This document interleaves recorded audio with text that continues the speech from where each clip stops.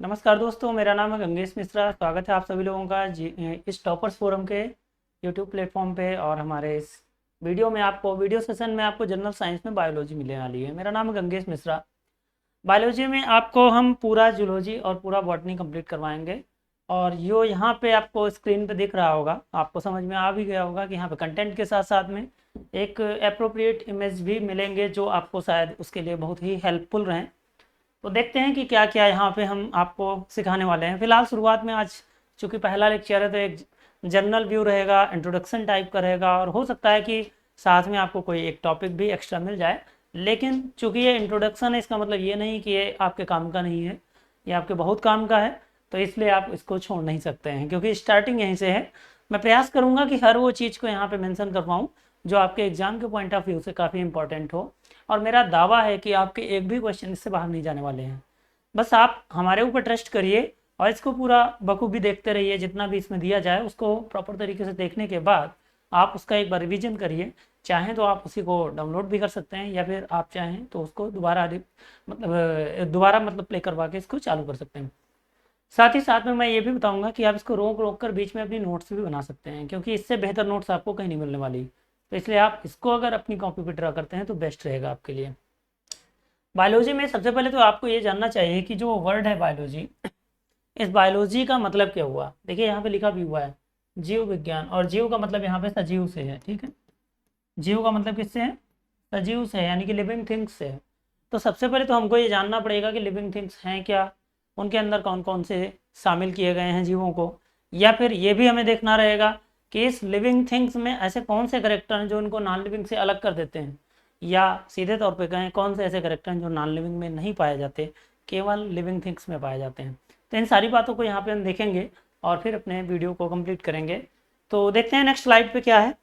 Next slide पे यहाँ पे आपको दिखाई दे रहा होगा difference between living and non living things, यानी कि हमको सजीव और निर्जीव के बीच में जो छोटे मोटे अंतर हैं उनको जानना है कि कौन कौन से ऐसे अंतर हैं जो इसको लिविंग थिंग्स बनाते हैं या किसी को नॉन लिविंग बनाते हैं। यहाँ पे लिखा हुआ है, पहला क्या है? लाइफ साइकिल है, फिर cellular organisation, metabolism, growth, adaptation, sensitivity and reproduction. ये ऐसे कुछ करेक्टर हैं जो कहीं ना कहीं आपको दिखाई देगा केवल लिविंग थिंग्स में मिलेंगे, नॉन लिविंग थिंग्स में कतई नहीं मिल सकते। जैसे कि लाइफ साइकिल को हिंदी में क्या बोलते हैं? लाइफ साइकिल बोलते हैं जीवन चक्र। जीवन चक्र। तो अगर किसी भी लिविंग थिंग्स की बात करें तो उसमें एक निश्चित जीवन चक्र पाया जाएगा। वो पहले छोटा सा होगा, फिर धीरे धीरे समय के साथ वो बड़ा होकर एक एडल्ट में कन्वर्ट हो जाएगा, फिर उसके बाद में उनके बच्चे होंगे, ऑफस्प्रिंग होंगे, फिर मर जाएंगे। तो ये पूरी प्रक्रिया अभी हम दिखाएंगे, एक एक करके सारा है इसमें। सेलुलर ऑर्गेनाइजेशन का मतलब क्या है? कोशिकीय संरचना है इसकी। ठीक है, दुनिया की सारी लिविंग थिंग्स किससे बनी हुई हैं? कोशिका से बनी हुई हैं। तो कोशिकीय संरचना भी कहीं ना कहीं कंपलसरी है, किसके लिए? लिविंग थिंग्स के लिए। इसलिए इसको बोला भी जाता है cell is the structural and functional unit of the life. मतलब ये क्रियात्मक और संरचनात्मक इकाई है, इसके बगैर किसी भी जीवधारी की हम कल्पना भी नहीं कर सकते। मेटाबॉलिज्म का मतलब क्या है? उपापचयी क्रियाएं। उपापचय। तो उपापचय का मतलब क्या होता है?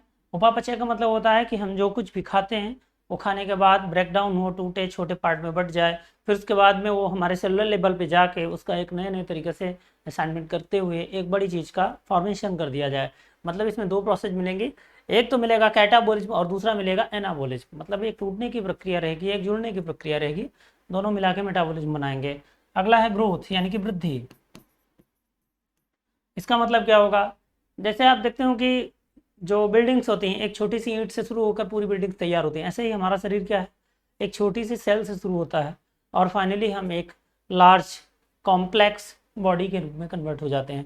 तो ये पूरी प्रक्रिया में ग्रोथ जो प्रक्रिया है उसमें क्या क्या चीज़ें शामिल होती हैं, ये सारी बातें इसमें की जाएंगी। एडाप्टेशन का मतलब क्या होता है? अनुकूलन। अनुकूलन, अनुकूलन का मतलब क्या है? अनुकूलन क्यों चाहिए? अनुकूलन का मतलब होता है कि हमें ऐसी विशेष परिस्थितियों से अपने आप को बचाना है जो हमारे काम की नहीं है या हमारे लिए नुकसानदायक है। कुल मिला के एडवर्स कंडीशन से अपने आप को प्रोटेक्ट करना और सस्टेन करना, आगे के लिए लाइफ बनी रहे, इन सारी चीज़ों के लिए जो हमारे अंदर परिवर्तन किए जाते हैं उनको सबको अनुकूलन बोलते हैं, अडाप्टेशन बोलते हैं। सेंसिटिविटी, संवेदनशीलता बोलते हैं इसको। संवेदनशीलता का मतलब क्या है? कि कोई भी आपको मतलब एक्शन मिले और उसका जस्ट आप रिस्पॉन्स कर रहे हैं, या किसी दूसरे जानवर या किसी दूसरे पौधे के द्वारा अगर रिस्पॉन्स किया जा रहा है तो उसको बोलते हैं संवेदनशीलता। इसके बगैर भी आप नॉन लिविंग के कैटेगरी में चले जाएंगे, मतलब लिविंग थिंग्स अगर है तो सेंसिटिविटी जरूर पाई जाएगी, अभी बताएंगे कैसे क्या है। और लास्ट क्या है, रिप्रोडक्शन यानी कि जनन, मतलब कोई भी जीवधारी अपनी पूरी लाइफ में अपने ही जैसे ऑफस्प्रिंग को तैयार करेगा जिससे उसकी प्रोजनी मेंटेन रहे और उसके उस समाज में उसके जैसे ढेर सारे बच्चे आते रहें जिससे वो पूरा समाज तैयार रहे, निरंतरता पाई जाए, और इसको बोलते हैं जन। तो ये प्रक्रिया भी कहीं ना कहीं आपको किसमें मिल रही है, लिविंग थिंग्स में। अब एक एक करके हम देखते हैं लाइफ साइकिल में, यहाँ पे दिया गया है लाइफ साइकिल या जीवन चक्र। तो जीवन चक्र में क्या है, इसको अब थोड़ा सा समझने का प्रयास करते हैं। देखिए यहाँ पे लाइफ साइकिल में बटरफ्लाई की लाइफ साइकिल यहाँ पे शो भी हो रही होगी। पहले क्या हुआ, पहले एक बटरफ्लाई ने अंडे दिए, या मलबरी लीव है या सहतूत की पत्ती है, उस पर इसने अंडे दिए और अंडे बाद में हैचिंग करके एक लार्वा में कन्वर्ट हो गए, जो कि एक कैटरपिलर लार्वा है और पत्तियों को खा रहा है। खाने के बाद अपनी ग्रोथ कर रहा है, फिर ग्रो करने के बाद में किसी एक प्यूपा में कन्वर्ट हो जाएगा। देखिए यहाँ पे बना हुआ है, और वो प्यूपा अपने चारों तरफ एक ककून की लेयर बना देगा और उस पूरे फोल्डर को बोलते हैं ककून। ककून फॉर्मेशन कौन कर रहा है, प्यूपा कर रहा है। प्यूपा ने ककून फॉर्मेशन कर दिया, मैच्योर होने के बाद वही प्यूपा उस ककून को काट कर फिर बाहर आ गया, और बाहर आने के बाद बटरफ्लाई बन गया। तो इस पूरी प्रक्रिया में अंडे से लेकर एक एडल्ट बटरफ्लाई बनने तक की जो प्रक्रिया चली, इसी को बोलते हैं लाइफ साइकिल। मतलब एक शुरू से जहाँ से हम चले थे वहीं फिर आ गए।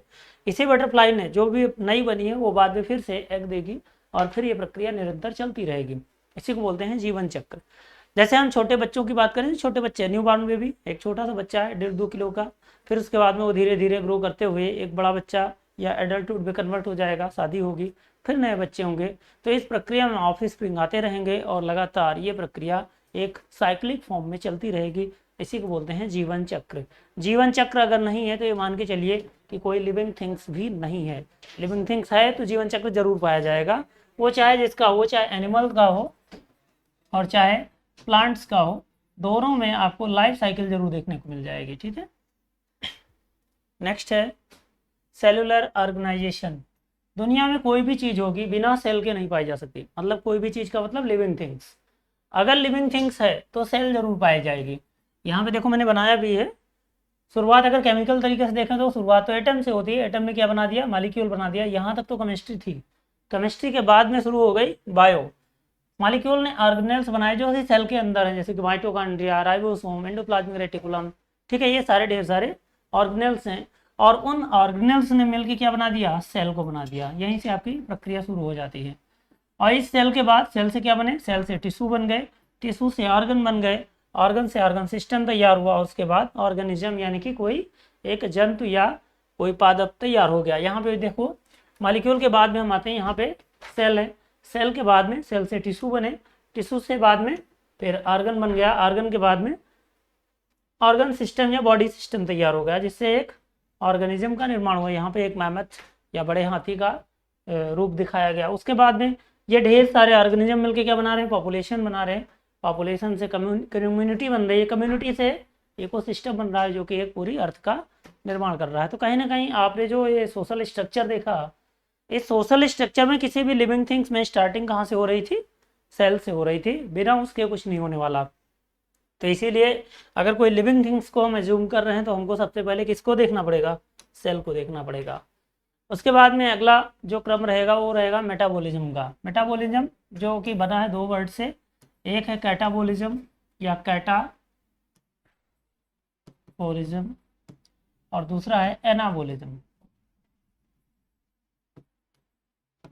कैटाबॉलिज्म का मतलब है ये ब्रेकडाउन करने की प्रोसेस है, मतलब इसमें बड़ी चीज़ें टूटकर छोटी हो जाती हैं। और जो एनाबॉलिज्म है यही छोटी छोटी चीज़ों को जोड़कर एक बड़ी चीज़ बनाई जाती है। जैसे मान लीजिए कि आपके शरीर में खाना गया, मतलब मैंने खाना खाया और उस खाने में मैंने कार्बोहाइड्रेट लिया। कार्बोहाइड्रेट की यूनिट क्या है, ग्लूकोज। तो कार्बोहाइड्रेट को तोड़कर ग्लूकोज बनाने की जो प्रक्रिया थी वो कैटाबॉलिज्म की थी। ठीक है, इसी तरीके से प्रोटीन को मैंने लिया, प्रोटीन को तोड़कर किस में कन्वर्ट किया गया, प्रोटीन को कन्वर्ट किया गया एमिनो एसिड में, एमिनो एसिड में। और ये एमिनो एसिड जो कन्वर्ट हो रही है वो इसकी यूनिट है। अब ये प्रोटीन से एमिनो एसिड बनना है, यानी कि कैटाबॉलिज्म हो रही है। बाद में सेलुलर लेवल पे यही अमीनो एसिड बाद में जुड़ जुड़कर एक नई नई प्रोटीन के रूप में कन्वर्ट हो जाएंगे। हमारे शरीर में 20 प्रकार की यानी कि 20 टाइप की अमीनो एसिड पाई जाती हैं टोटल, और उन्हीं 20 प्रकार की अमीनो एसिड से हजारों तरीकों की हमारे अंदर प्रोटीन की सिंथेसिस होती है, जिससे हमारा पूरा शरीर तैयार होता है। तो इस अमीनो एसिड से जो नए तरीके से दोबारा प्रोटीन बनी, इस प्रोसेस को बोला गया एनाबॉलिज्म। मतलब ये है कि जो हमारे अंदर कैटाबॉलिज्म था, इसमें टूट रही थी चीज़ें, मतलब टूट के बड़ी से छोटी हो रही थी, लेकिन जब एनाबॉलिज्म की बात हुई तो इसमें छोटी से चीज़ें बड़ी हो रही हैं, जुड़ने की प्रक्रिया है। ये क्या है? ये जुड़ने की प्रक्रिया है, और जबकि ये ऊपर टूटने की प्रक्रिया है। और इन दोनों को मिला दिया जाए तो क्या हो जाएगा? मेटाबॉलिज्म, यानी कि उपापचयी क्रिया। इसको हिंदी में क्या बोलते हैं? उपापचय। तो ये प्रक्रिया भी आपको केवल किस में मिलेगी? लिविंग थिंग्स में मिलेगी। यहाँ पे देखो मेटाबॉलिज्म में दिया गया है, ये केमिकल वेस्ट हैं, कार्बन डाइऑक्साइड और वाटर। ये कैसे निकले? जब किसी चीज़ को तोड़ा गया तो जो हमारे काम की चीज़ें रोक ली गई, और जो वेस्ट मटेरियल है उसको हम बाद में एक्सक्रीटरी सिस्टम के थ्रू बाहर कर देते हैं। हमारा लंग्स भी एक्सक्रीटरी सिस्टम में आता है, और उससे निकलता है कार्बन डाइऑक्साइड। यहाँ पे देखो केमिकल एनर्जी जो है कार्बोहाइड्रेट, फैट, प्रोटीन और अदर से यहाँ पे एटीपी बना, और एटीपी बनने के बाद में हमारे अलग अलग आर्गन को भेज दिया गया, जिससे हमारा आर्गन अलग अलग वर्क करने के लिए कैपेबल है। और इस पूरी प्रक्रिया में किसका हेल्प हुआ? मेटाबॉलिज्म का। नेक्स्ट है ग्रोथ। ये भी लिविंग करेक्टर है। ग्रोथ में देखो एक छोटे से बच्चे से एक बड़े से बुजुर्ग व्यक्ति में कन्वर्ट होने की जो पूरी प्रक्रिया थी वो ग्रोथ है। यानी कि यहाँ पे तो एजिंग के रूप में दिख रही है, लेकिन एजिंग से पहले आपने भी देखा होगा कि न्यू बॉर्न में भी तो 2-2.5 किलो का होता है, और जो 170 किलो का दानो तैयार होता है अपने जिम उम करके, वो जो दानो बना वो कहीं ना कहीं ग्रोथ फेज में आगे बढ़ रहा था। उसमें ढेर सारी सेल अपने आप में सेल डिवीजन कर करके 1 से 2, 2 से 4 मल्टीप्लाई होते हुए संख्यात्मक रूप से और साथ ही साथ में कार्यात्मक रूप से बढ़ती रही, और उसका शरीर बड़ा और मोटा होता चला गया। ये पूरी प्रक्रिया ग्रोथ है। अब इसमें अगर प्लांट की बात करें तो प्लांट की अनलिमिटेड ग्रोथ होती है। प्लांट की ग्रोथ लाइफ टाइम होती है। क्या होती है? लाइफ टाइम होती है। जबकि यही एनिमल की ग्रोथ एक समय के बाद बंद हो जाती है, और इसमें केवल रीजनरेशन तब होता है जब कोई चीज़ का लॉस हो जाता है। जैसे मान लीजिए कि मेरा शरीर है, तो मेरा शरीर लंबाई के मानक में पूरी तरीके से फिट हो चुका, अब इससे ज़्यादा लंबाई नहीं मिलने वाली। हो सकता है वजन हम बढ़ा सकें, लेकिन वजन भी हम बढ़ाना नहीं चाहेंगे, तो फिर अब हमारी ग्रोथ कब होगी? जब हमें कोई स्क्रैच हो, स्पेशली कोई सेल की कहीं ना कहीं क्षति हो जाए, कहीं कट जाए हम, या कोई मसल टूट जाए, तो ऐसी कंडीशन में हमारे अंदर ग्रोथ हो के उस सेल की क्षतिपूर्ति की कर दी जाएगी, और सेल डिवीजन करके उसे कम्प्लीटली तैयार कर लिया जाएगा। तो ये ग्रोथ होगी, ये हमारी लाइफ टाइम ग्रोथ हो सकती है। लेकिन अब कहा जाए कि लंबाई बढ़ेगी, चौड़ाई बढ़ेगी, तो एक उम्र के बाद और एक समय के बाद पूरी तरीके से चेक हो जाती है। तो ये अनलिमिटेड ग्रोथ नहीं है, यहाँ पे लिमिटेड ग्रोथ है, और इसका एक रूप परिवर्तन देखने को मिलता है, मॉडिफिकेशन देखने को मिलता है कि एक समय के बाद उसका रूप दूसरी तरीके से बदल जाता है, और वो ग्रोथ दूसरे रूप में दिखाई देती है। यहाँ पे देखो प्लांट्स में एक छोटा सा सीड है जो जर्मिनेट होकर ऐसे धीरे धीरे बड़े से प्लांट में कन्वर्ट हो गया, बाद में वो सूख गया प्लांट। तो ये इसकी एजिंग थी। ये यहाँ पे एनिमल्स में इसमें स्पेशली दिखाया गया है, ह्यूमन की एजिंग थी, दोनों को यहाँ पे कन्वर्ट। अगला है अडाप्टेशन। अडाप्टेशन को क्या बोलते हैं? अनुकूलन। ये बहुत ही प्यारा टॉपिक है अपने आप में, जो कि लिविंग कैरेक्टर है। मुझे पढ़ाने में भी बहुत मज़ा आता है, और जो लोग पढ़ते हैं उनको भी इसमें बहुत मज़ा आता है, क्योंकि इसमें वो सारी चीज़ें होती हैं जो देखकर सीखने लायक हों। और हो सकता है कभी कभी कि आप कहीं घूमने ना गए हो, तब भी इसमें बहुत सारी चीज़ें मिल जाएँ।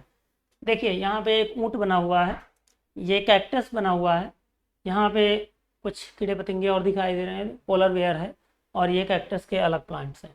इनमें स्पेशली दो चीज़ें मेंशन की गई हैं। एक तो जीरोफिटिक एडेप्टेशन यानी कि प्लांट के रूप में, और एक मतलब रेगिस्तानी जो वातावरण है जंतुओं के लिए, उसमें ऊँट को दिखाया गया। ये सारी चीज़ें कहना क्या चाह रही हैं? अनुकूलन में यही चीज़ें बताई जाती हैं कि जब आप कहीं भी होते हैं, अगर वहाँ पे एडवर्स कंडीशन है, या आपके कह सकते हैं कि रहने लायक कंडीशन नहीं है, या अनफेवरेबल कंडीशन है, तो उसको आप कैसे झेलते हैं, और उसको झेलने के समय आपके शरीर में कौन कौन से परिवर्तन होते हैं, उसी को बोलते हैं अनुकूलन। मान लो कोई प्लांट्स है और ऐसी कंडीशन में रह रहा है जहाँ पे उसको पानी की मात्रा कम मिल रही है। अब जब पानी की मात्रा कम मिल रही तो वो पानी का खर्चा भी कम करेगा, यानी कि उसकी जो पत्तियाँ होंगी उनका सरफेस एरिया घट जाएगा, और जो पत्तियां हैं जो फ्लैट हैं पूरी तरीके से वो कन्वर्ट हो जाएंगी इसमें निडल लाइक स्ट्रक्चर में, पतली सुई नुमा पत्तियों के रूप में बदल जाएंगी। और ऐसी पत्तियां जब सरफेस एरिया डिक्रीज करती हैं, जैसे मान लीजिए कि ये एक पत्ती थी और इसने क्या किया, इसने अपने आप को एक निडल लाइक स्ट्रक्चर में कन्वर्ट कर लिया। तो इस कन्वर्जन में आपने क्या देखा कि यहाँ पे जो ढेर सारे स्टोमेटा थे, ये स्टोमेटा यहाँ पे बहुत कम हो जाएंगे, इनकी मात्रा बहुत कम हो जाएगी। और जब स्टोमेटा कम हो जाएंगे, स्टोमेटा का मतलब क्या है, रंध्र जो पाए जाते हैं पत्तियों की सतहों पे, तो ये जब रंध्र कम हो जाएंगे या इनकी साइज घट जाएगी या संकीर्ण स्टेज में आ जाएंगे, तो ऐसी कंडीशन में वाष्पोत्सर्जन की जो प्रक्रिया है वो भी घट जाएगी और इस तरीके से पानी की बर्बादी या पानी का वाष्पोत्सर्जन रुक जाएगा या कम हो जाएगा। तो अब इनका मेन उद्देश्य भी यही था, क्योंकि ये ऐसी जगहों पे पाए जा रहे थे जहाँ पे पानी कम है, तो पानी मेहनत से मिला है, इसको ज़्यादा ट्रांसपिरेशन के थ्रू मतलब वाष्पोत्सर्जन के थ्रू उड़ाया ना जाए, उसको बचाया जाए, इस वजह से यहाँ पे इस वाष्पोत्सर्जन प्रक्रिया को रोका गया। और रोकने के लिए इन्होंने अपने अंदर मॉडिफिकेशन क्या किया, अपने लीफ का या अपने पत्तियों का सरफेस एरिया घटा दिया। दूसरी चीज़ क्या करते हैं, ऐसे देखो यहाँ पे सरफेस एरिया घटा के बनाए क्या है, ये अपनी पत्तियों को कांटों में कन्वर्ट कर दिए हैं, कांटे जैसी संरचना में आ गए और इस तरीके से वहाँ पे अब वाष्पोत्सर्जन प्रक्रिया पूरी तरीके से रुक चुकी है। उसके अलावा जो इनका स्टेम होता है वो स्टोरेज मटेरियल को एब्जॉर्ब करता है या कह सकते हैं पानी को स्टोर कर लेता है, स्टोरिंग ऑर्गन बन जाता है और वहाँ पे स्पॉन्जी सेल खूब ढेर सारी पाई जाती हैं। तो इस तरीके से इन्होंने अपने अंदर ढेर सारे बदलाव किए। ऐसे ऊँट की बात करें तो ऊँट कहाँ पे दिखाई दे रहा है, रेगिस्तान में दिखाई दे रहा है जहाँ पे बालू है, और उस बालू में नॉर्मल अगर कोई जानवर हो तो वो शायद चल नहीं पाएगा, चलने में उसको दिक्कत होगी। साथ ही साथ उस वातावरण में अगर देखा जाए तो पानी की मात्रा भी कम है, तो ऊँट के अंदर क्या अनुकूलन दिखाई देते हैं, ऊँट ने अपने पूरे शरीर में देखा जाए स्पेशली उसके कुबड़ पे देखा जाए तो एडिपोज टिश्यू को स्टोर कर लिया है। इसने क्या किया, इसने वहाँ के सराउंडिंग्स में जहाँ कहीं भी ये पानी पीता होगा उस पानी को स्टोर करके वहीं पे रोके रहते हैं। साथ ही साथ में इनका जो फीकल मैटर होता है, यानी कि इनकी जो मतलब कह सकते हैं कि इनका जो यूरिनेशन है या इनका फीकल मैटर है यानी कि टट्टी पेशाब इत्यादि में भी इन्होंने पानी को कम से कम जाने दिया और उसको एकदम सूखा रखा, तो इससे इन्होंने पानी की बर्बादी को रोका। साथ ही साथ बालू वाले मैदानी क्षेत्र में इनको दौड़ने के लिए इनके पाँव में गद्देदार स्पंजी कह सकते हैं मसल्स वगैरह क्रिएट हो जाते हैं, जिससे बड़ी आसानी के साथ वहाँ पे दौड़ सकते हैं, चल सकते हैं। इसीलिए ऊँट को बोला जाता है कि ये रेगिस्तान का जहाज है। ऐसे ही ढेर सारे बदलाव हैं जो कि प्लांट्स में और जानवरों में दोनों में देखने को मिलते हैं, इन्हीं को बोलते हैं एडाप्टेशन। एडाप्टेशन वो प्रक्रिया है जिसमें जानवर अपने आप को उस मतलब उत्पटांग टाइप के माहौल से या कह सकते हैं एडवर्स फेस से अपने आप को बचाता है और सस्टेन करके अगली ज़िंदगी बनाए रखता है। तो ये एडाप्टेशन किसका करेक्टर होगा, लिविंग करेक्टर होगा, नॉन लिविंग में तो ऐसे करेक्टर पाए नहीं जाएंगे। आप अगर कहें कि भाई जाड़ा बहुत है, मेज को बाहर फेंक दो, तो मेज नहीं चिल्लाएगी कि भाई हमें ब्लैंकेट दे दो, हमें जाड़ा लग रहा है। लेकिन हमें अगर बाहर डाल दिया जाए तो ठंडक में हम चिल्लाएंगे कि हमें ब्लैंकेट चाहिए या जॉकेट चाहिए, जिससे हम अपना शरीर बचा सकें। और ये जो हमने परिवर्तन दिखाए या अपने आप को बचाने की तत्परता दिखाई, ये क्या था, ये एडाप्टेशन था जो कि एनिमल एडाप्टेशन के रूप में देखा गया। अब यही एडाप्टेशन में अगर प्लांट की बात करें, देखो तो प्लांट में मैंने एक तो बताया था आपको कांटों के रूप में कन्वर्ट हो गए, यहाँ पे लिखो स्पाइन इंस्टेड ऑफ लीफ, मतलब पत्तियों की जगह पे क्या आ गए, कांटे आ गए। स्मॉल सरफेस एरिया इवापोरेशन के लिए मतलब वाष्पोत्सर्जन के लिए या पानी को भाप बना के उड़ाने के लिए सरफेस एरिया घटा दिया गया। Stem that can store water, यानी कि इनका जो तना है वो पानी को ज़्यादा मात्रा में रोक सकता है। तो ये सारी चीज़ें क्या दिखाई दी एक साथ, ये सारी चीज़ें रेगिस्तानी माहौल में अपने आप को जिंदा रखने के लिए किए गए परिवर्तन के रूप में देखा जा सकता है। ठीक है,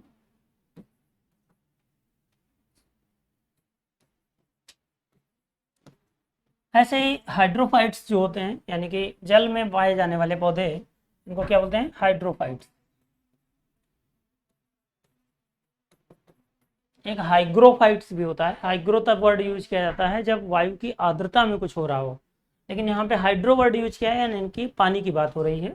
तो हाइड्रोफाइट्स में देखो पानी की पर्याप्त मात्रा है, इसलिए पत्तियां बहुत चौड़ी चौड़ी हैं, खूब ढेर सारा स्टोमेटा होगा, फ्लोटिंग लीफ भी पाई जाएंगी यानी कि तैरने वाली छोटी छोटी पत्तियां जो होंगी वो मोटी स्पंजी पत्तियों में कन्वर्ट हो जाएंगी जो उनको तैराए रखेंगे, नहीं तो पूरा प्लांट नीचे डूब जाता। अगर ऐसी कंडीशन होती तो प्लांट नीचे सड़ जाता। लेकिन उसको बचाने के लिए क्या किया गया, एक स्पॉन्जी या फ्लोटिंग लीफ की मार्फोलॉजी यहाँ पे बनाई गई नेचर के द्वारा, मेरे द्वारा नहीं। और उसने क्या किया, इसको ऊपर तैराने का काम किया जिससे ये नीचे की तरफ नहीं जा रहा है और प्रॉपर तरीके से इसमें फोटोसिंथेसिस, ट्रांसपिरेशन सब कुछ हो रहा है, जिससे प्लांट्स पूरी तरीके से सस्टेन कर पा रहा है। तो इसमें देखो जो जड़ें हैं वो जड़ें ज़्यादा मात्रा में नहीं पाई जा रही हैं, मतलब एक हेयर लाइक पोजिशन, हल्के हल्के रोए जैसी संरचना दिखाई दे रही है, जो आराम से एब्जॉर्ब कर पा रही है पानी को, क्योंकि यहाँ पे ज़्यादा ज़रूरत है नहीं, तो इसलिए इस रूट को बोलते हैं फाइब्रस रूट। जबकि यहाँ पे टैप रूट सिस्टम होगा, गहरे गहरे में इनकी जड़ें जाएंगी और वहाँ से जाके पानी को स्टोर करेंगी। अगला है सेंसिटिविटी। ये भी लिविंग करेक्टर है, ये भी आपको नॉन लिविंग में देखने को नहीं मिल सकता। आप सामान्य तरीके से ये सोचो कि आप बाहर अगर जा रहे हो रोड पे और कहीं एक छोटा सा बच्चा मिल जाए, छोटा सा मतलब बहुत छोटा, 5-6-7 साल का, और उसको एक तमाचा खींच के मार दो, वो बच्चा क्या करेगा? अब इतना सज्जन तो है नहीं कि वो आपसे लड़ाई करे, तो तुरंत 2-4-10 गालियां दे के भाग जाएगा। हो सकता है कि वो बाद में पत्थर भी मार के फेंक दे, ठीक है, पत्थर फेंक के अगर मारा उसने या गालियां दी, वो दोनों क्या थे? वो दोनों रिस्पॉन्स थे उसके, जो कि इस बात के सूचक हैं कि आपने जो किया था वो उसके लिए अच्छा नहीं था। अब अच्छा नहीं था उसका रिस्पॉन्स उसने किया, अगर अच्छा करते तो भी रिस्पॉन्स करता, थैंक यू वगैरह बोलता, अगर अच्छा करते तो। इन दोनों कंडीशन में जो रिस्पॉन्स आया वो किसी लिविंग थिंग्स के द्वारा आया। अब अगर यहीं आप मेन रोड पे जा रहे हो, गाड़ी खड़ी है, उससे कुछ हाय बाय बोलो, तो वो रिस्पॉन्स नहीं करने वाली, क्योंकि वो नॉन लिविंग थिंग्स है। लिविंग थिंग्स रिस्पॉन्स जरूर करेगा, चाहे छोटा बच्चा हो चाहे पेड़ पौधे हो। पेड़ पौधों में भी आपने एक नाम सुना होगा, पेड़ का छोटा सा पौधा होता है, लाजवंती नाम है, या कभी कभी उसे इंग्लिश में लिखा मिल जाएगा टच मी नॉट या छुई मुई। उन पौधों के बारे में बताऊं कि उस पर आप जाओगे, एक बार टच करोगे, तुरंत उसकी सारी पत्तियां सिकुड़ जाएंगे और मुरझा जाएगा। ऐसा नहीं हो कि वो सूख जाता है, सूखता नहीं है, वो उसकी फिजियोलॉजी है, उसमें वाटर मॉलिक्यूल आके वहाँ पे डंप हो जाते हैं और वो वजन की वजह से थोड़ा सा मुरझा जाता है। कुछ समय के बाद वो फिर से अपने रिलैक्स पोजीशन में आ जाएगा। लेकिन फिलहाल जो उसने एक्टिंग दिखाई, वो एक्टिंग सेंसिटिविटी की थी, कहीं ना कहीं उसने सेंसेशन दिया कि मैं भाई जिंदा हूँ, मुझे मत छेड़ो। तो ये जो सेंसिटिविटी है वो आपको कभी भी नॉन लिविंग में नहीं मिलेगी। देखो यहाँ पे एक छोटी सी बच्ची है, अपने कान को ढक रही है और दिखाई दे रहा है कि शायद ये इरिटेट हो रही है, मतलब साउंड ज़्यादा है, उस साउंड से अपने आप को बचाने के लिए आप कानों पे उसने हाथ लगा लिया है। टच मी नॉट का यहाँ पे पौधा भी दिखाया गया इमेज में। देखिए जैसे इसने टच किया, यहाँ पे वेल्टिंग हो गई, पत्तियाँ मुरझा गई एकदम से और अपने आप को झुका ली। ये दोनों प्रक्रियाएं जो हैं वो सेंसिटिविटी की हैं। ये आपके प्लांट्स और एनिमल दोनों में मिल जाएगा।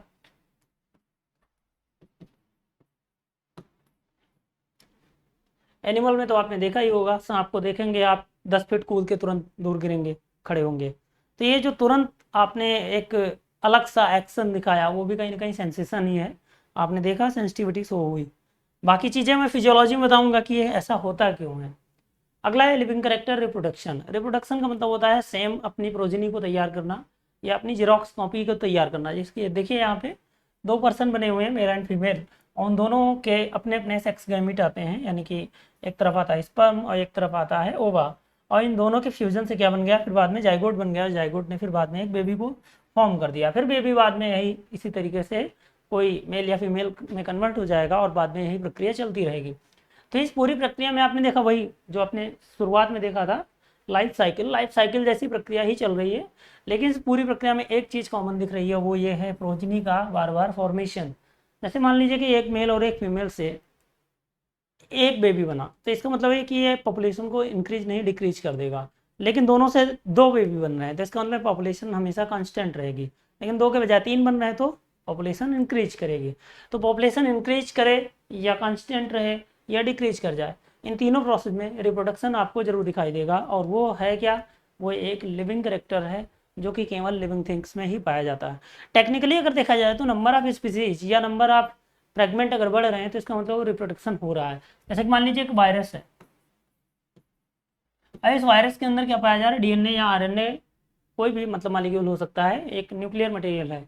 वो जब सेल के कांटेक्ट में आता है, एक लिविंग सेल में जैसे ही कांटेक्ट में आएगा, वो 1 से 2 में कन्वर्ट हो जाएगा, 2 से 4, 4 से 8, 10, ऐसे ढेर सारे मात्रा में वो कन्वर्ट होता चला जाएगा और इसकी संख्या बहुत ज़्यादा बढ़ जाएगी। तो टेक्निकली देखा जाए तो इसमें भी तो कहीं ना कहीं रिप्रोडक्शन हुआ। तो इसका मतलब ये नहीं कि रिप्रोडक्शन में सेक्सुअल मोड ही होना चाहिए, सेक्सुअल भी हो सकता है, एसेक्सुअल भी हो सकता है, वेजिटेटिव भी हो सकता है। तो जैसा भी मोड हो, कुल मिला के अगर स्पीसीज बढ़ रहे हैं, नंबर ऑफ स्पीसीज अगर बढ़ रहे हैं, तो इसका मतलब रिप्रोडक्शन वहाँ पे दिखाई दे रहा है। और ये कैरेक्टर किसका है? ये कैरेक्टर हमेशा लिविंग थिंग्स का ही है। देखो यहाँ पे दिखाई भी दिया है, प्लांट्स में एक फ्लावर है जिसके अंदर मतलब ये कह सकते हैं कि कंप्लीट फ्लावर है, बाइसेक्सुअल फ्लावर है। इसके बीच में देखो यहाँ पे गाइनीशियम बना हुआ है, साइड में एंड्रोसियम है यानी कि एंथर वगैरह लगे हैं। इन एंथर से पॉलन ग्रेन निकल के आएगा और स्टिग्मा पे मतलब उसमें जाके बैठ जाएगा और स्टिग्मा से फिर फाइनली ओव्यूल तक आएंगे, फर्टिलाइजेशन होगा और फिर उसके बाद में एक नया ओव्यूल नए फ्रूट में कन्वर्ट हो जाएगा जो कि बाद में एक नए सीड को तैयार करेगा और फिर उससे एक नया पौधा बन जाएगा। तो इस पूरी प्रक्रिया में भी कहीं ना कहीं आपको रिप्रोडक्शन जैसी प्रोसेस दिखाई दी जो कि पॉलिनेशन के रूप में जानी जाती है बॉटनी में। लिविंग कैरेक्टर में मैंने जो अभी बताया रिप्रोडक्शन, उसी से एक संबंधित फैक्ट है जो अपने आप में कहीं ना कहीं करंट अफेयर का भी पोर्सन है। देखा है चाइना देखिए यहाँ पे बहुत बड़ी लाइन लिख दी गई है, as China population drop India set to become most populous in 20 and 23, मतलब 2023 में जो भारत की जनसंख्या है वो चाइना से भी आगे निकल चुकी है। ठीक है, तो मोस्ट पॉपुलस कंट्री हम बन चुके हैं और वो हमारे लिए एक बहुत बड़ी बात नहीं है, उपलब्धि वाली बात तो कतई नहीं है, हालांकि खाली बैठे हैं तो उपलब्धि ही करेंगे। खैर नेक्स्ट देखते हैं। नेक्स्ट है द सेल। मैंने अभी शुरुआत में जो लिविंग कैरेक्टर बताए थे उसमें लिविंग कैरेक्टर में मैंने जो मतलब यहाँ पे लाइफ साइकिल बताई थी, लाइफ साइकिल के बाद मैंने दूसरा बताया था सेलुलर ऑर्गेनाइजेशन, यानी कि सेल जरूर पाई जाएगी। अब वहीं पे फिर से आ जाते हैं, अगर सेल पाई जा रही है, लिविंग कैरेक्टर है, तो अगला जो टॉपिक बनना चाहिए वो सेल ही बनना चाहिए कि आखिर में कोशिकाएं हैं क्या, किस प्रकार की होती हैं, उनका वर्क क्या है और उनमें क्या क्या पाया जाता है। इन सारी बातों को हम यहाँ पे जानेंगे सेल वाले इस चैप्टर में। देखिए द सेल में दो चीज़ें आपको यहाँ पे दिखाई दे रही हैं, एक तो यूनिट ऑफ लाइफ है और एक बेसिक स्ट्रक्चर। कहने का मतलब है कि अगर ज़िंदगी की शुरुआत हो रही तो किससे हो रही है, किसी सेल से हो रही है।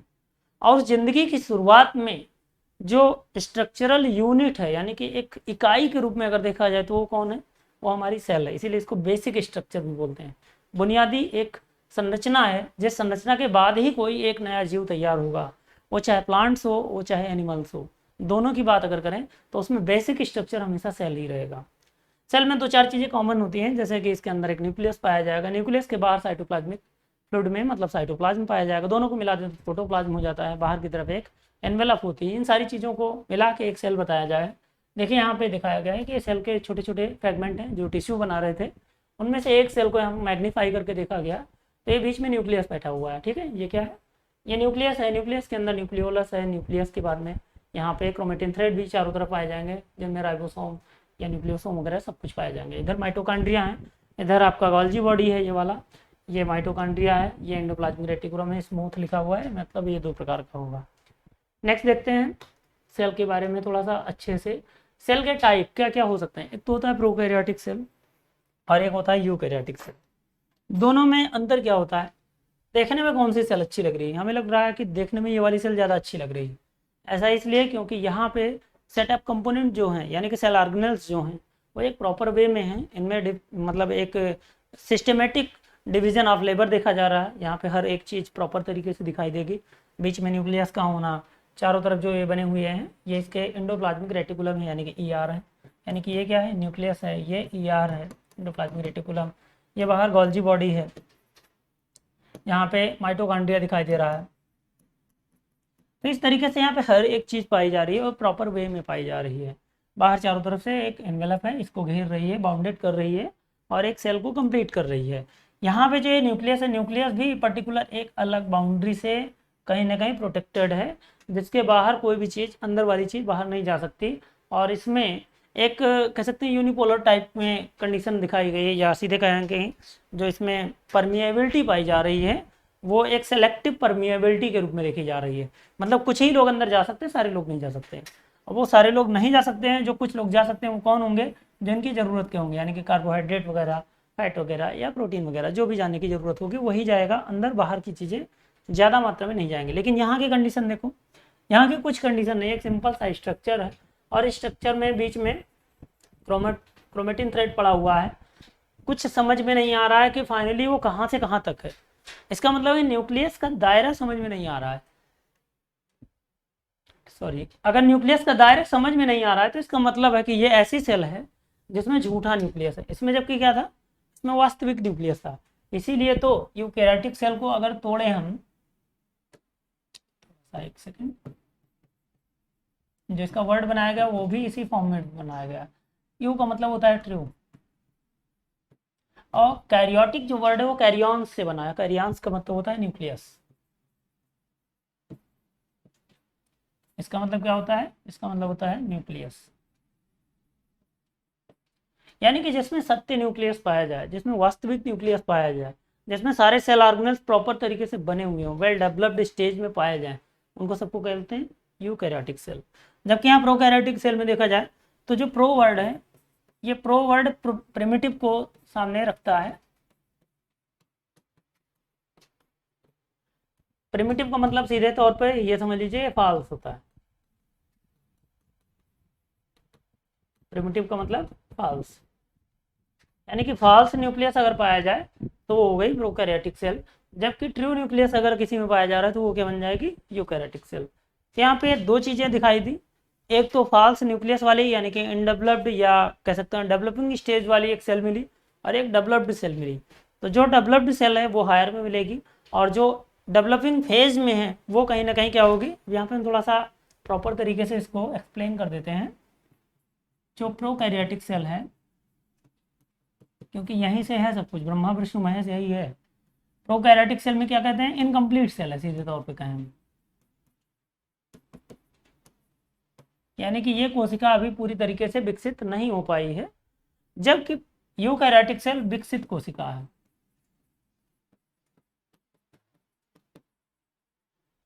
ये क्या है? ये पूर्ण विकसित कोशिका है। इसमें जो न्यूक्लियस पाया जाएगा वो कैसा होगा? वास्तविक होगा।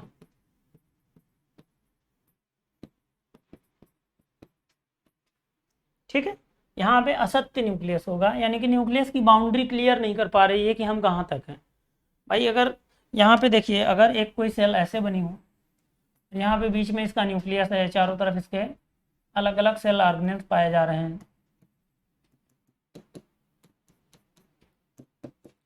तो ये अपने आप में क्या हो जाएगी? ये अपने आप में एक ऐसी सेल हो जाएगी जो एक प्रॉपर तरीके से विकसित अवस्था में देखी जा रही है।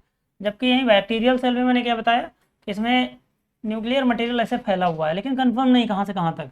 अब इसकी कोई सराउंडिंग बाउंड्री नहीं है, न्यूक्लियोप्लाज्म कहाँ से कहाँ जा रहा है कंफर्म नहीं हो पा रहा है, तो इसलिए इसको बोल दिए फॉल्स न्यूक्लियस वाली सेल है ये, और इसको बोला गया प्रोकैरियोटिक सेल।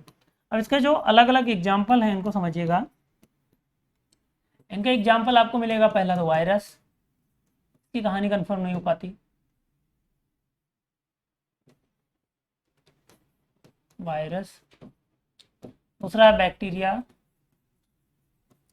तीसरा है VGA, ब्लू ग्रीन एल्गी, क्योंकि ब्लू ग्रीन एल्गी में भी प्रॉपर तरीके से सेल नहीं होती। सेल की तो एक पूरी चेन होती है, लेकिन उन सेल में हर एक सेल अगर देखा जाए तो प्रोकैरियोटिक सेल लगी रहती है। इसी वजह से इसको भी प्रोकैरियोटिक सेल की श्रेणी में रखते हैं, और इसको एक अलग से टर्म यूज किया जाता है, नील हरित शैवाल या बैक्टीरिया। तो यहाँ पे बैक्टीरिया वर्ड केवल सिंगल ऐसी एल्गी के लिए यूज किया जाता है जो VGA है, तो इसीलिए बैक्टीरिया इसको बोला गया क्योंकि इसमें प्रोकैरियोटिक सेल है। ठीक, और जब यूकैरियोटिक की एग्जाम्पल की बात करेंगे तो इसमें इन सारी चीज़ों को छोड़ दिया जाए तो सब कुछ आ जाएंगे।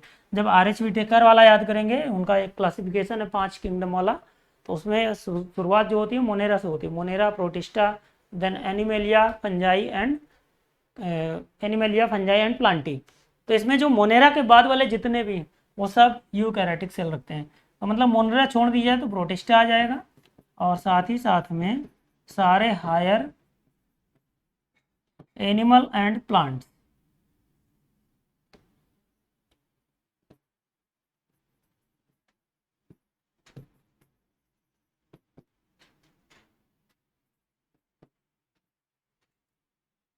Protista, higher animal and plant, ये सारी चीजें किस में आ रही हैं? ये सारी चीजें आ रही हैं यूकैरियोटिक में।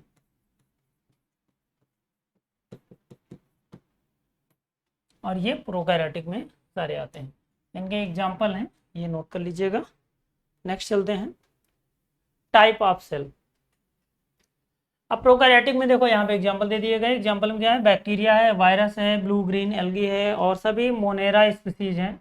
इसमें जो भी हों, मतलब वायरस हैं, वायरॉइड्स हैं, बहुत सारे आ जाएंगे, और कि बैक्टीरिया वगैरह आ जाएंगे, सारे के सारे किसमें आते हैं? प्रोकैरियोटिक में आते हैं।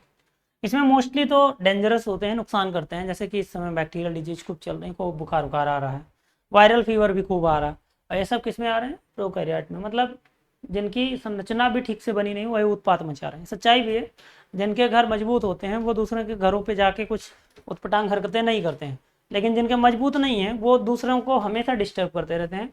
और ये डिस्टर्बेंस करने वाले कौन है? बैक्टीरिया, वायरस, बीजिए, मोनेरा स्पीसीज, ये सारी चीज़ें। ठीक है, यहाँ पे देखो एक बैक्टीरिया बना हुआ है, इसमें न्यूक्लियाइड जो है ये डीएनए पाया जा रहा है, और इसके चारों तरफ और जो अन्य चीज़ें हैं वो इसकी कह सकते हैं कि साइटोप्लाज्मिक फ्लूइड वाली सारी एक्टिविटीज हैं। नेक्स्ट देखते हैं, नेक्स्ट है यूकैरियोटिक सेल। इसमें क्या बोला गया कि ये एडवांस टाइप की सेल है, वेल डेवलप्ड सेल ऑर्गेनेल है, living things apart from Monera, Monera को छोड़ दिया जाए तो सारे के सारे लिविंग थिंग्स इसी में आ जाएंगे। और उसमें वर्ड क्या यूज किया? Large animal and plants. मैंने सारी बातें बता दी हैं, वही इमेज फिर से आ रहा है। नेक्स्ट चलते हैं। नेक्स्ट टाइप ऑफ सेल में एक कैटेगरी और की गई है, वो है एनिमल सेल की और प्लांट सेल की। तो एनिमल सेल और प्लांट सेल में क्या अंतर होता है ये भी थोड़ा सा जान लीजिए। जैसे यहाँ पे अगर देखा जाए तो स्टार्टिंग अगर करें, मान लो कि ये सेल है, तो अगर आप दौड़ते भागते यहाँ तक सेल तक आते हैं तो सबसे पहले कौन मिलेगा? सबसे पहले मिलेगी सेल वाल। क्या मिलेगी? Cell wall. और यहाँ पे सेल वाल ना मिलके यहाँ पे क्या मिलेगी? सेल मेम्ब्रेन मिलेगी। थोड़ा सा हम इसको कलर चेंज कर देते हैं।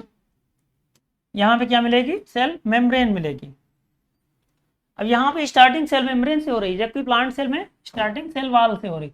सेल वाल के बाद दूसरे नंबर पे क्या मिलेगी? दूसरे नंबर पे आपको मिलेगी सेल मेम्ब्रेन। यहाँ पे पहले नंबर पे वही थी। सेल मेम्ब्रेन के बाद में जो कुछ भी मिलेगा वो सब क्या है? प्रोटोप्लाज्म है। प्रोटोप्लाज्म का मतलब जीव द्रव्य होता है, हिंदी में बोलते हैं। इस प्रोटोप्लाज्म में न्यूक्लियस भी होगा, साइटोप्लाज्म यानी कि कोशिका द्रव्य भी होगा, दोनों को मिला के इसको बोला जाता है प्रोटोप्लाज्म। तो यहाँ पे स्टार्टिंग जो प्रोटोप्लाज्म की है वो सेल मेम्ब्रेन के तुरंत बाद है, जबकि यहाँ पे दो लेयर हैं, एक तो बाहर सेल वाल है और उसके बाद में दूसरे नंबर पर क्या है? सेल मेम्ब्रेन है, यानी कि कोशिका झिल्ली।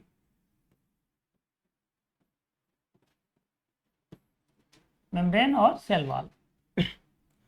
सेल वाल असल में इसको मैकेनिकल सपोर्ट भी देती है, हार्ड बनाए रखती है, जिस वजह से जो प्लांट सेल होते हैं काफ़ी मजबूत और इलास्टिक बनी रहती है, जबकि यहाँ पे ऐसी चीज़ें नहीं पाई जा रही। अब सेल ऑर्गेनेल्स लेवल पे देखा जाए कौन कौन सा अंतर है, तो जैसे अगर आपके एनिमल सेल की बात करें तो यहाँ पे एक सेल ऑर्गेनेल्स पाया जाता है जिसका नाम है लाइसोसोम। ये यहाँ पे पाया जाएगा, लेकिन यहाँ पे लाइसोसोम नहीं मिलेगा। यहाँ पे लाइसोसोम जो है वो लैक कर जाता है, यहाँ पे नहीं दिखता।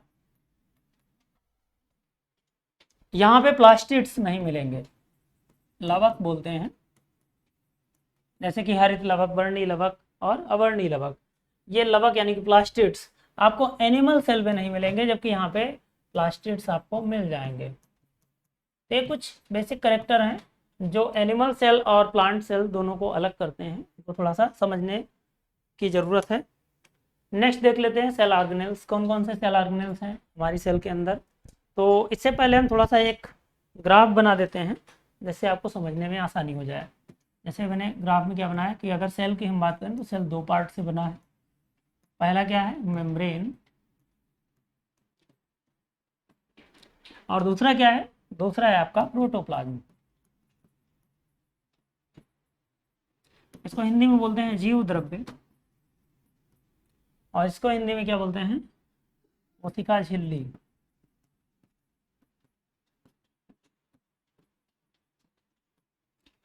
फिर इसके बाद में जब आप प्रोटोप्लाज्म को देखेंगे तो प्रोटोप्लाज्म भी फर्दर टू पार्ट में बढ़ सकता है। कौन कौन से पार्ट हैं इसके? पहला तो होगा न्यूक्लियस, हिंदी में बोलते हैं केंद्रक। अगर केमिस्ट्री में न्यूक्लियस लिखा होता तो नाभिक बोलते हैं, लेकिन यहाँ पे थोड़ा सा शब्दों को समझते रहना है, क्योंकि शब्दों की एक मर्यादा होती है, उसके साथ छेड़छाड़ करने से अर्थ का अनर्थ हो जाएगा। दूसरा है साइटोप्लाज्म। साइटोप्लाज्म को क्या बोलते हैं? कोशिका द्रव्य। यानी कि अगर टेक्निकली देखा जाए तो nucleus plus cytoplasm is equal to protoplasm, and protoplasm and membrane, मतलब दोनों को अगर मिला दिया जाए तो protoplasm plus membrane is equal to cell. यानी कि कोशिका में अगर मैथमेटिकली देखा जाए तो यही दो पार्ट दिखाई देते हैं, और जिनमें जो मेन वर्क वाला है या सबसे काम का पार्ट है वो है आपका सेल ऑर्गेनेल्स वाला साइटोप्लाज्म। अभी इसको हम प्रॉपर बताएंगे, उसके बाद न्यूक्लियस भी बताएंगे, ऐसा नहीं कि छोड़ देंगे, कुछ भी छोड़ने जैसा नहीं है, इसमें सबसे सवाल बनते हैं, इसलिए सारी चीज़ें आपको मिलेंगी। अब सेल ऑर्गेनेल्स में देखो कौन कौन से सेल ऑर्गेनेल्स दिखाई दे रहे हैं। गोल्जी ऑपरेटस दिखाई दिया, lysosome, ribosome, membrane, cytoplasm, rough endoplasmic reticulum, ये पैराक्सीसोम है, ये न्यूक्लियस है, ये माइटोकॉन्ड्रिया है और ये सेंट्रिओल है।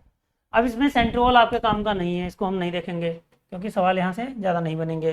पैराक्सीसोम से भी सवाल ज़्यादा नहीं बनने वाले, लेकिन जो बच रहे हैं रेस्ट वो काम के हैं। लिख देते हैं एक एक करके। सेल ऑर्गेनेल्स में क्या क्या है? माइटोकॉन्ड्रिया,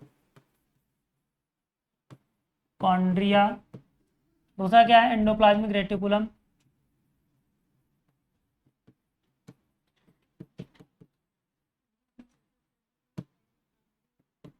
तीसरा क्या था? एंडोप्लाज्मिक रेटिकुलम के बाद तीसरा है राइबोसोम, चौथा है लाइसोसोम,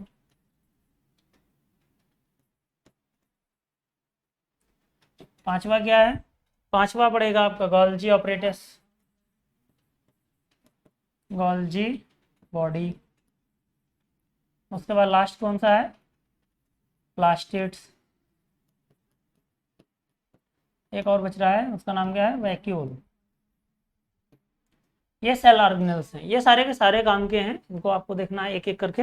सवाल सबसे पूछा गया है, कभी कभी डायरेक्ट इनका कॉमन नेम पूछ लेता है, जैसे माइटोकॉन्ड्रिया का कॉमन नेम क्या है? Power house of the cell. तो इस तरीके से कुछ चीज़ें पूछी जाती हैं, लेकिन फंक्शन क्या है, हैं क्या, सब चीज़ें यहाँ पे हम क्लियर करेंगे। जैसे पहला आपका क्या है? माइटोकॉन्ड्रिया। माइटोकॉन्ड्रिया को देखिए डबल लेयर्ड है, एक कैप्सूल लाइक स्ट्रक्चर है, बीच से कट कर दिया गया, एलएस निकाला गया। तो इस लॉन्गिट्यूडिनल सेक्शन में आपको क्या दिखाई दे रहा है कि कुछ यहाँ पे फोल्डिंग है इनर सेक्शन में। थोड़ा सा हम बैक करके एक नेक्स्ट स्लाइड ले लेते हैं तो बताने में आसानी होगी। जो माइटोकॉन्ड्रिया होता है, इसको ये समझ लीजिए कि ये कैप्सूल लाइक स्ट्रक्चर है, जिसका एलएस अगर निकाला जाए तो कुछ ऐसे दिखाई देगा। और ये जो अंदर की लेयर है,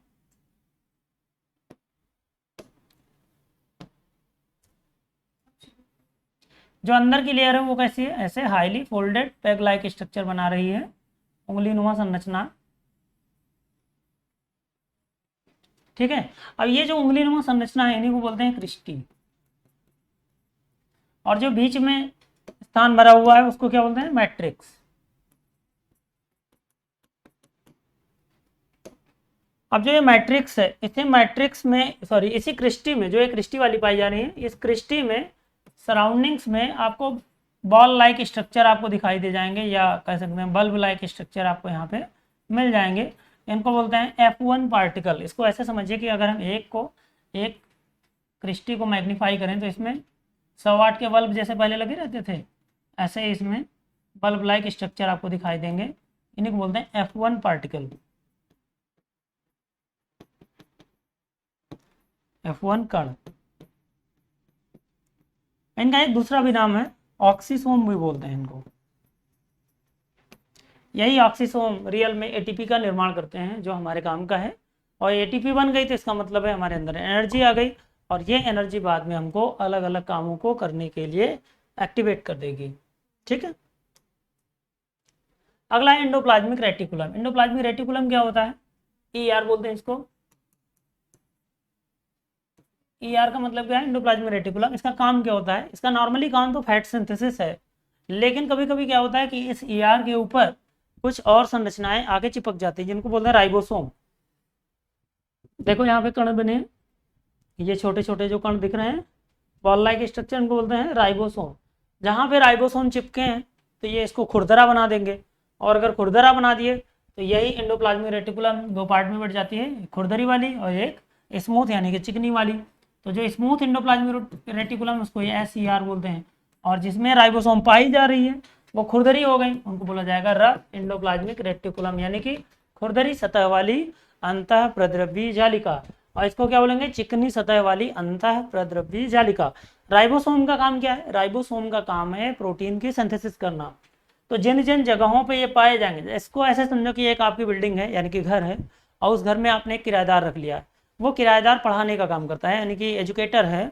और जबकि आपके घर में यानी कि जो किराएदार को रख रहा है यानी कि वो जो मकान मालिक है, उसके घर में मान लीजिए कि कुछ और काम हो रहा है, सपोज दैट वो पंडित जी हैं, पंडिताई वगैरह करते हैं। तो ऐसी कंडीशन में अगर देखा जाए तो वो घर दो काम एक साथ कर रहा है, एक तो पंडित जी वाला भी काम हो रहा है, साथ में उसी घर में एक दूसरे किराएदार के आने की वजह से पढ़ाई लिखाई वाला भी काम हो रहा है।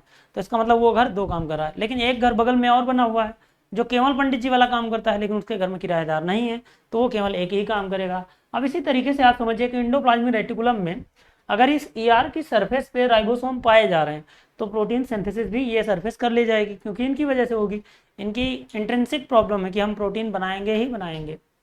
और अगर नहीं पाया जा रहा, मतलब ये वाला हिस्सा, तो इसमें केवल फैट सिंथेसिस होगी।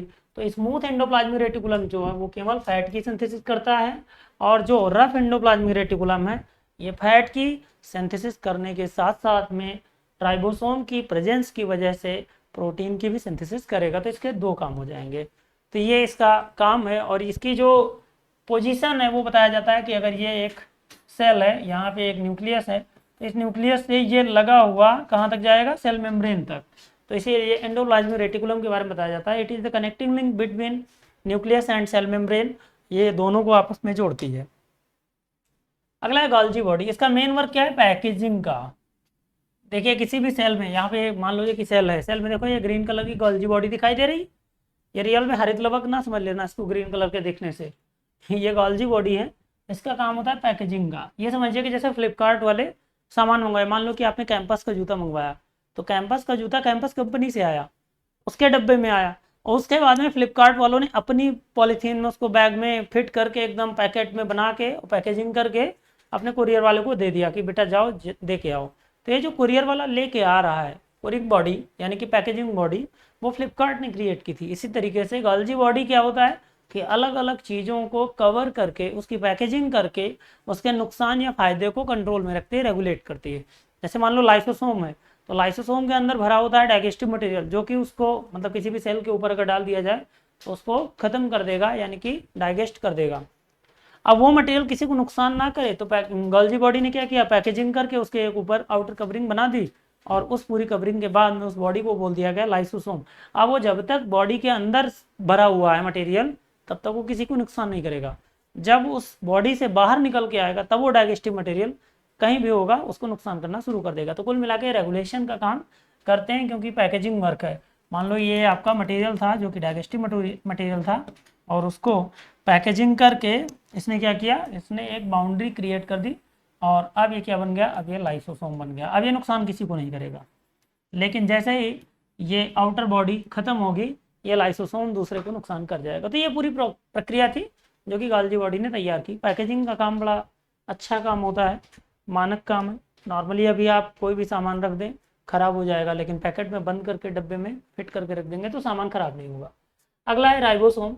राइबोसोम का मेन वर्क क्या है, प्रोटीन की सिंथेसिस यानी कि प्रोटीन का संश्लेषण। अब प्रोटीन संश्लेषण का मतलब क्या होता है, इसको समझिएगा। थोड़ा सा ये टफ प्रोसेस दी गई है, मैं यहाँ वाली प्रोसेस को एग्जैक्टली ऐसे नहीं समझाऊंगा, आपके सरल शब्दों में सामान्य भाषा में इसे क्रिएट करके कंप्लीट कर दूंगा। होता क्या है कि इसमें हमारे सेल के अंदर कुछ mRNA भी पाया जाता है, messenger RNA, ribosome nucleic acid. ये करते क्या है, ये mRNA मैसेज लेके आते हैं, और मैसेज किसके पास लाते हैं, मैसेज लाते हैं राइबोसोम के पास। अब राइबोसोम के पास मैसेज आया कि भैया तुम एक काम करो, एक प्रोटीन बना दो, और वो प्रोटीन तुरंत तैयार हो जाएगी। ठीक, तो प्रोटीन बनाने का काम किसने किया, राइबोसोम ने किया। ये कौन से प्रोटीन बनाएंगे ये कौन डिसाइड कर रहा है, ये डिसाइड कर रहा है mRNA। mRNA डिसाइड करता है कि बेटा तुमको कौन सी प्रोटीन तैयार करनी है। लेकिन ये एक ऐसी फैक्ट्री जहां पर ऑर्डर में सामान बनाए जा रहे हैं, यानी कि राइबोसोम हर वो प्रोटीन बनाने के लिए तैयार बैठा है जो ऑर्डर इसको मिल जाएगा। अगर आपके शरीर में ये आदेश आ जाए कि भैया जहर बना दो, तो यही राइबोसोम आपके अंदर जहर तैयार कर देगा और आपको मार भी सकता है। इसी को बोलते हैं प्लेसिबो इफेक्ट। होता क्या है कि जैसे मान लीजिए कि आपने सांप को देखा, रात थी और आपको चूहे ने काट लिया, देख नहीं पाए, लेकिन सांप भी वहीं पे घूम रहा था, तो आप इतना डर जाएंगे, इतना डर जाएंगे कि मुझे कोबरे ने काट लिया या सांप ने काट लिया। आपके अंदर हूबहू उसी के जैसा विष तैयार हो जाएगा जो कि प्रोटीन सिंथेसिस किसी राइबोसोम ने की होगी, और वो वही कोबरे का विष यानी कि वही स्नैक वेनम जो था, जो आपके अंदर आर्टिफिशियली क्रिएट हुआ है, वो आपकी जान भी ले सकता है। इसके बारे में कई बार आपने एग्जाम्पल पढ़ा भी होगा, शायद सुना भी हो कहानी में, कि किसी प्रिजनर को यानी कि कैदी को एक कमरे में बंद करके एक पिन चुभो दी गई थी, जबकि उसकी आंखों में पट्टी बंधी हुई थी, बगल में एक सांप रखा हुआ था, काफ़ी जहरीला था। जब पट्टी खोली तो उसे लगा शायद इसने डस लिया है, और बोला भी यही गया कि गलती से इसने यार डस लिया, मुझे माफ़ करना। और वो प्रिजनर इतना ज़्यादा डर गया कि उसके अंदर पूरा सांप का विष बन गया और वो फाइनली मर गया, क्योंकि ऑटोप्सी रिपोर्ट में बाद में आया भी कि इसके अंदर सांप का विष है, जबकि उसको कटवाया नहीं गया था। तो ये क्या है, ये प्लेसिबो क्यों हो रहा है, क्योंकि हमारे अंदर mRNA जो बता देगा वो ये बना के तैयार कर देंगे। तो मोटे तौर पे बस इतना जानो कि प्रोटीन सिंथेसिस का काम किसका है, राइबोसोम का। राइबोसोम एक प्रोटीन बनाएगी, प्रोटीन अपने आप में हर वो चीज़ हो सकती है जो हमारे शरीर में पाई जा रही है। तो इसके बाद नेक्स्ट देख लेते हैं। नेक्स्ट है लाइसोसोम। इसको बोलते हैं क्या है, इसको बोलते हैं suicide bag of the cell, यानी कि कोशिका की आत्महत्या की थैली। आत्महत्या क्यों, क्योंकि इस लाइसोसोम के अंदर क्या भरा हुआ है, देखो यहाँ पे क्या भरा हुआ है, एंजाइम भरा हुआ है जो कि डाइजेस्टिव एंजाइम है। अगर ये बाहर की जो कवरिंग दिख रही है, कवरिंग फट जाए तो यही एंजाइम हमारे उस सेल के चारों तरफ, यानी कि सेल के अंदर ही उस लाइसोसोम के चारों तरफ पूरी सेल में फैल जाएगा और वो पूरी सेल को डाइजेस्ट कर देगा, खत्म कर देगा, नष्ट कर देगा। तो ऐसी कंडीशन में हमारी सेल मर जाएगी। इसी वजह से इसको बोलते हैं suicide bag of the cell. ऐसा होता नहीं हर बार, ऐसा अगर हो जाए तो ये होगा, ये माना जाता है। लेकिन जब ये इतनी खतरनाक है तो बनाई क्यों गई होगी, हमारे सेल के अंदर ढेर सारे एक्स्ट्रा मटेरियल आ जाते हैं जो कि कहीं ना कहीं वेस्ट होते हैं, और वो वेस्ट मटेरियल अगर उसी में डंप होते रहे तो हमारी हर एक सेल कूड़ाघर बन जाएगी। और ये कूड़ाघर ना बने, उस डंप वेस्ट मटेरियल को बार बार ख़त्म किया जाए। ख़त्म करने के लिए हमारे अंदर लाइसोसोम पाए जाते हैं। वो लाइसोसोम अपना एंजाइम उसी के ऊपर डाल देंगे और वो फाइनली फिनिश हो जाएगा। इसी वजह से इसका काम क्या है, cleaning action of the cell in the cell, मतलब सेल के अंदर सफाई का काम यही करती है। नेक्स्ट है सेल ऑर्गेनेल्स में आपका प्लास्टिड्स। यहाँ पे दिया नहीं गया है, खैर इसको हम इधर से बैक कर लेते हैं थोड़ा सा। प्लास्टिड्स है, प्लास्टिड्स असल में केवल प्लांट सेल में पाया जाता है। पहली चीज़ तो यही जान लीजिए, ये केवल प्लांट सेल में पाया जाएगा और ये 3 टाइप का होता है। कौन कौन सा, क्लोरोप्लास्ट, क्रोमोप्लास्ट एंड ल्यूकोप्लास्ट। असल में जो इनके वर्ड यूज किए गए हैं इनके कलर पे यूज किए गए हैं। अगर क्लोरोप्लास्ट की बात करें तो इसका मतलब है ये हरे रंग की लवक होती है, यानी कि ग्रीन कलर का होता है। क्रोमोप्लास्ट की बात करें तो ये किसी भी कलर का हो सकता है, बस हरा नहीं होगा। ल्यूकोप्लास्ट की बात करें तो किसी भी कलर का नहीं होगा, यानी कि व्हाइट होगा। तो ये होगा व्हाइट कलर, ये होगा ग्रीन कलर, और ये होगा कलर्ड, मतलब इन दोनों को छोड़ दिया जाए तो बाकी कोई भी कलर होगा। ठीक है, तो इस तरीके से जो प्लास्टिड्स है ये 3 तरीके के देखे गए हैं। और उससे भी मज़ेदार बात ये होती है कि अगर मान लो हम यहाँ पे लिख देते हैं ये क्लोरो है, ये बोलते हैं हम क्रोमो है, और यहाँ पे लिख देते हैं ल्यूको है, तो ये तीनों के तीनों आपस में इंटरचेंजेबल हैं। ये बड़ी अच्छी बात होती है इनके साथ में। क्लोरो कभी भी ल्यूकोप्लास्ट में कन्वर्ट हो सकता है, ल्यूको कभी भी क्रोमोप्लास्ट में कन्वर्ट हो सकता है, क्रोमोप्लास्ट कभी भी क्लोरोप्लास्ट में कन्वर्ट हो सकता है, और ये उल्टा भी हो सकते हैं एक दूसरे के साथ। तो ये इंटरचेंजेबल हैं, एक दूसरे में बदल सकते हैं। इसका एक सीधा सा एग्जाम्पल देखिए, जैसे कि हरी मिर्च है, शुरुआत में कैसी होती है, ग्रीन कलर की होती है, यानी कि उसमें क्या है, प्लास्टिड्स के रूप में क्लोरोप्लास्ट है। लेकिन जब वो मैच्योर हो जाती है, पक जाती है, तो उसका जो कलर होता है वो लाल हो जाता है, रेड कलर की आपकी मिर्च तैयार हो जाती है। और वो रेड कलर रियल में क्या है, क्रोमोप्लास्ट है, यानी कि क्लोरोप्लास्ट, यानी कि ग्रीन वाली मिर्ची लाल रंग में इसलिए बदल गई कि क्रोमोप्लास्ट क्लोरोप्लास्ट में, सॉरी क्लोरोप्लास्ट क्रोमोप्लास्ट में चेंज हो गया। तो ये चीज़ आपको शायद समझ में आ गई होगी, नहीं आई है तो दोबारा देखिए। तो इस तरीके से ये पूरी कहानी जो आपको अभी तक दिखी, ये सेल ऑर्गेनेल्स तक की कहानी थी। अब इसमें जो नेक्स्ट पार्ट आएगा वो सेल के अंदर का न्यूक्लियस का पार्ट आएगा, उसको मैं अगले टॉपिक में कंप्लीट करवाऊंगा। आज के लिए इतना ही, काफ़ी लंबा लेक्चर हो गया। आज के लिए इतना ही, आप हमें आदेश दीजिए। Thank you so much.